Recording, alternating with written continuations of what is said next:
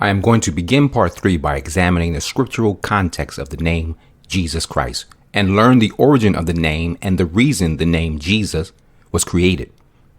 I will especially be using the first translation of the Bible, King James Version, printed in the year 1611 and authorized by Prince James of England. The 1611 Bible became the standard Bible worldwide for at least 290 years. Since 1901, modern versions of the Bible have been translated into English and continue to be translated.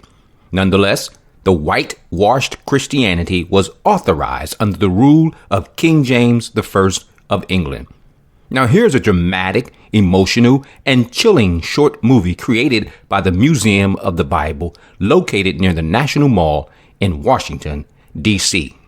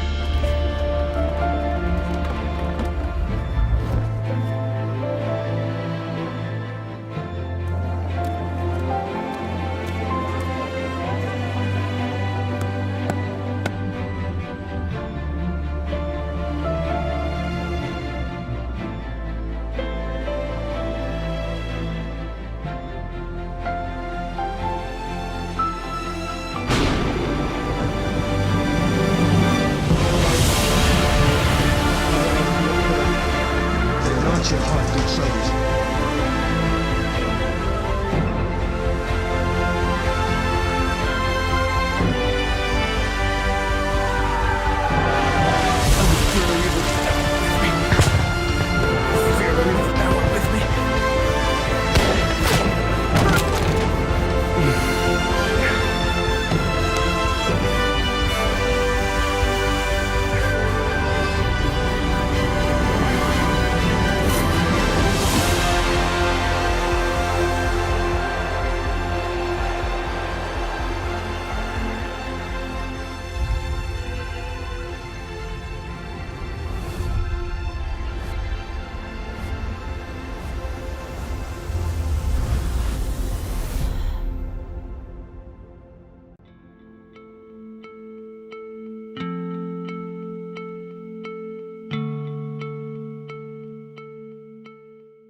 As dramatic and impressive that clip may appear to be, the message continues to promote whitewashed Christianity.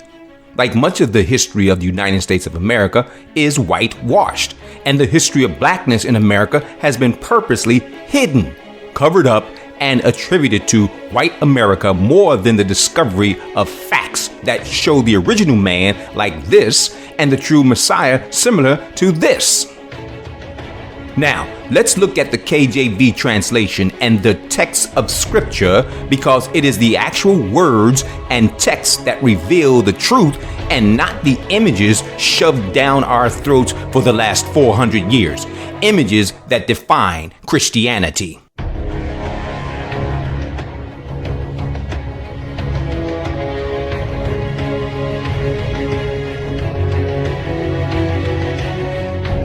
The third page of the 1611 KJV looks like this. Notice at the top of the page is the name of Elohim in Hebrew. See the Yod, He, Wah, He?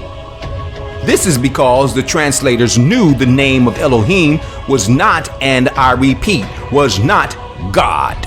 God is a title and not a name. Scripture says his name is Yah, short for Yahweh. I'll get back to his name a little later. Notice also in the KJV that words were not spelled the same as they are today.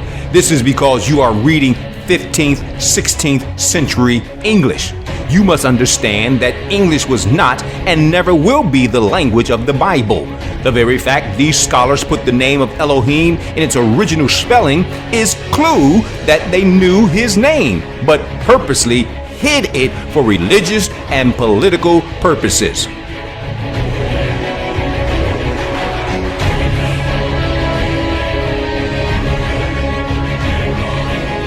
Concerning the letter J, okay, we all know by now that the letter J is only 500 years old, and during the time of Messiah and the Latin language spoken by the ancient Romans, the letter J did not exist. I say again, the letter J did not exist. You can see this by other names in the first English translation of the Bible. The letter I in Latin has the Y sound, and these names would sound like this: Joshua, Judges, Job, Jeremiah, and Iesus. That's because there was no J. So how then can Messiah be called Jesus? If the J did not exist, I will show you using language how that name came about. Now, I know there are a lot of Christian preachers who mock the linguistic fact of the etymology of the English language. But like Malcolm X once said, they just hungry for knowledge. The name Jesus did not appear on the face of the planet Earth until 1628 at the 5th edition of the King James Version. The images are from my website. I found the rare 1628 Bible for a whopping $2,000. Can't afford it yet, so I had to substitute for online images. Notice the big difference from the 1611 to the 1628 5th edition. See Iesus, changed, not translated, but changed to Jesus. There's a big difference between a translation and a man-made change. They simply curled the I. In the Middle Ages, the consonantal I was differentiated from the vowelic I by making it a little bit longer and curling it. And so this is where the J comes from in English. To form the J. You may ask, why did they do that? Because the attack on Elohim's word was launched by Hashatan way back in the Garden of Eden at the creation of the original man. In time, corrupt priests and linguists would introduce a false name with its false meaning to achieve their lie. Religion, the name, and the truth of Scripture constitutes a war on a level most are clueless of. Instead of getting upset and getting your feelings hurt, seriously ponder these things before you cast them out. Now, the name Iesus, we know this is not assumption. We know is a Greek name with a solid Greek meaning. More on that later. Also, we know this is not assumption that Messiah's name is and will always be Hebrew because he is Hebrew. This is not assumption. This is historical, archaeological, and scriptural fact. A preacher said the other day while giving the eulogy on a deceased soul, "Don't tell me about the letter J. Did not exist. We have it now." And on his license plate, he had the tetragrammaton, YHWH. What a complete conformist, pacifier, and caterer to Christianity. On one hand, he brandishes the tetragrammaton, and on the other hand, he mocks the fact that the letter J did not exist during the time of Messiah. It is that type of Christian preaching that keeps churches and flocks in the worst kind of satanic manipulation there is. Now, let's look at the Father's name as recorded in the Scripture of Truth. Elohim himself wrote his name down and told us what his name is. Well, my friend, if he said, "This is my name," why in the good green crops of earth would you call him something else? Like God. forsake the lie of Christianity and receive the truth of Yahweh, as he himself told us who he is. He is not God. He is not Lord. He is not Jesus. He is the Elohim of creation, and his name is Yahweh.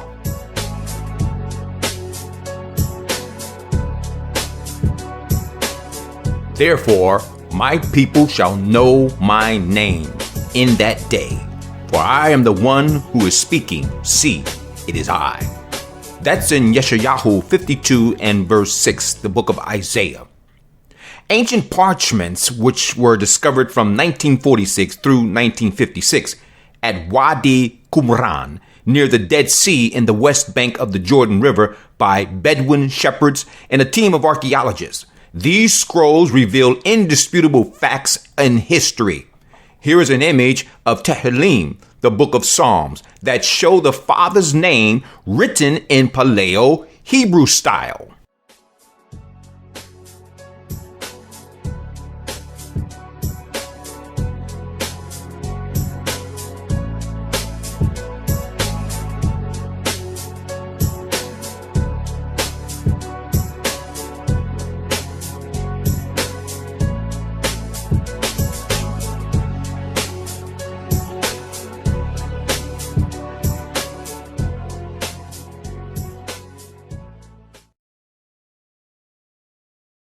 Seven times in the original text of Tehillim, the name of Elohim, the Most High, appears in Paleo Hebrew. This is where we get his name, because his name is in the scriptures. God is not his name, neither is Lord in reference to him. Are you ready to be shocked and maybe even disbelief? Well, I have always said when teaching, do your own research. Don't just take my word for it. Lord in the Greek dialect is the word Baal, and its Latinized form is found in the Vulgate Bible, and over time, the Geneva and the King James Version. Prior to the KJV, the Bible, as we know it today, was in Latin. In its Latin language, Baal means Lord. Here are images of lords, and another, and another, and another, and one more. Pagan Greeks and pagan Babylonians had many lords, and the translators of the KJV falsely translated that name as an association with God, Jesus, Lord. All three titles are not, and I repeat, are not related to the Elohim of Scripture. I have shown using Scripture that Elohim's name is Yahweh, and his son is Yahusha. Baal, or Lord, is the name appropriated to the principal male god of the Phoenicians. Yahweh and Yahusha have the same name because they are one. Yah is short for Yahweh, and the Shah means salvation. When you put the two together, you have Yahusha is salvation. It was the Son who said, I have come in my Father's name. And we know the Father's name because the Father himself told us. The Son, Yahusha, is equal to the Father and bears the Father's name for all eternity. Now, that name, Iesus, comes with very shocking and almost unbelievable controversy for some, if not most Christians. 1. We know Iesus is a Greek name. It is not a Hebrew name, so stop attempting to equate Iesus with Yahusha. 2. Linguistic teachers and biblical scholars have debated the meaning of Iesus. Some say it derives from Hail Zeus. Others say it simply refers to Grecian and Roman gods. At any rate, Iesus and Zeus are representations of the sun god of the ancient Greeks and ancient Romans. But this we do know, Messiah's name is neither Iesus or Jesus. Messiah's name is the same as his father, Yahusha, Yahweh, Yahusha, Yahweh, because he said, I come in my Father's name. Yohanan 5:43, the Gospel of John. This is H.S. Yaakov, his bondservant and watchman. Shalom wa barawag ak akwa. Always to the esteem of the Most High, Elohim, Yahweh, and to his name, Yahusha.